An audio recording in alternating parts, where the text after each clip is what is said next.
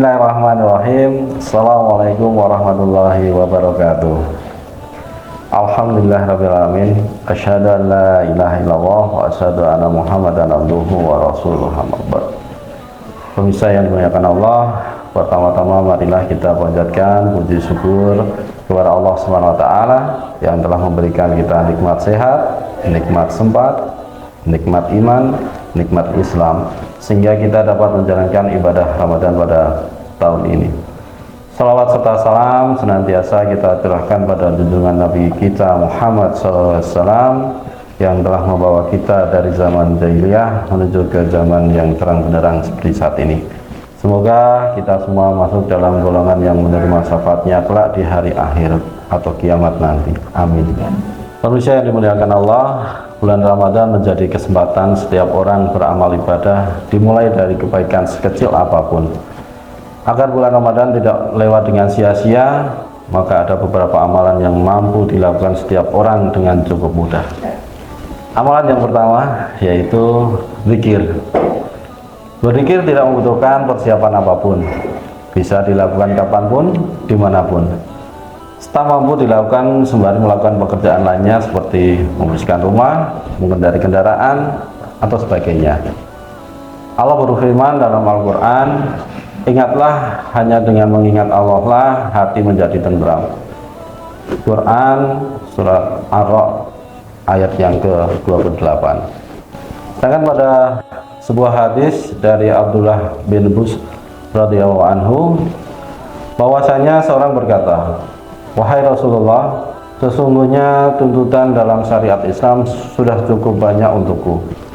Maka beritahukanlah padaku tentang sesuatu yang aku mampu berpegang atau konsisten dengannya. Lalu beliau sallallahu alaihi wasallam bersabda, buatlah lisanmu selalu basah dengan berzikir kepada Allah. Hadis riwayat At-Tirmidzi. Amalan yang kedua yaitu berakhlak mulia. Bagaimana menjadikan ucapan dari lisan dan perbuatan agar selalu bernilai kebaikan dan tidak menyakiti orang lain. Dalam sebuah hadis disebutkan bahwa Rasulullah SAW bersabda, orang mukmin yang paling sempurna imannya adalah yang paling baik akhlaknya. Terdapat pada hadis riwayat Tirmidzi. Di hadis yang lain Rasulullah SAW juga bersabda, sesungguhnya yang paling aku cintai di antara kalian dan paling dekat tempat duduknya denganku pada hari kiamat adalah mereka yang paling bagus akhlaknya di antara kalian. Hadis riwayat Tirmidzi. Amalan yang ketiga yaitu bersedekah rutin setiap hari. Bersedekah dalam bentuk materi tentu membutuhkan modal berupa uang atau barang yang bisa disedekahkan. Akan tetapi itu tetap bisa terlaksana walaupun dengan nominal yang tidak banyak, tetapi dilakukan dengan rutin setiap harinya. Dalam sebuah hadis disebutkan dari Abu Darda radhiyallahu anhu, Rasulullah SAW bersabda, setiap pagi yang dilalui seseorang ada dua malaikat yang turun. Yang pertama, beliau berdoa, ya Allah berikanlah ganti bagi orang yang berinfak.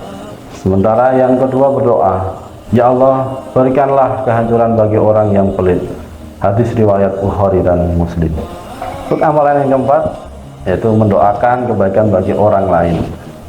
Dalam keseharian seringkali manusia memiliki keinginan untuk berbuat baik pada orang lain, terlebih lagi yang pernah menolongnya. Akan tetapi tidak semua orang mampu berbuat atau membalas kebaikan orang lain karena kondisi. Maka mendoakan kebaikan untuk orang lain menjadi alternatif. Baik mendoakan orang lain agar dibalas dengan kebaikan yang lebih, atau mendoakan ampunan untuknya, lebih baik lagi tanpa sepengetahuan orang tersebut. Rasulullah SAW bersabda, tidaklah seorang muslim yang mendoakan kebaikan bagi saudaranya tanpa sepengetahuannya, melainkan malaikat akan berkata, dan untukmu juga kebaikan yang serupa. Hadis riwayat Muslim. Untuk amalan yang kelima itu membeli dagangan orang yang butuh. Di bulan Ramadan semua orang berhak bahagia, sehingga membahagiakan orang lain yang sedang membutuhkan juga termasuk amalan yang baik. Salah satu amalan yang baik, yang mudah dan ringan itu adalah dengan membeli dagangan orang yang sedang membutuhkan, seperti penyandang difabel, pedagang yang berusia tua, fakir miskin, dan belanja di pasar tradisional. Jikapun tidak butuh, bisa saja apa yang kita beli itu kemudian diberikan atau kita sedekahkan kepada orang lain. Karena mereka yang sedang membutuhkan itu berjualan untuk mendapatkan keuntungan yang akan sangat bermanfaat untuk membeli kebutuhan sehari-hari, membayar hutang barangkali, dan membiayai anak-anaknya, dan lain sebagainya. Itu jauh lebih baik daripada meminta-minta. Demikianlah yang dapat saya sampaikan, semoga dapat bermanfaat untuk kita semuanya. Jika ada baik itu datangnya dari Allah, dan jika ada kesalahan itu datang dari saya pribadi. Mohon maaf atas kekhilafan tutur kata dan perbuatan. Semoga Allah membimbing kita semua di jalan yang benar. Assalamualaikum warahmatullahi wabarakatuh.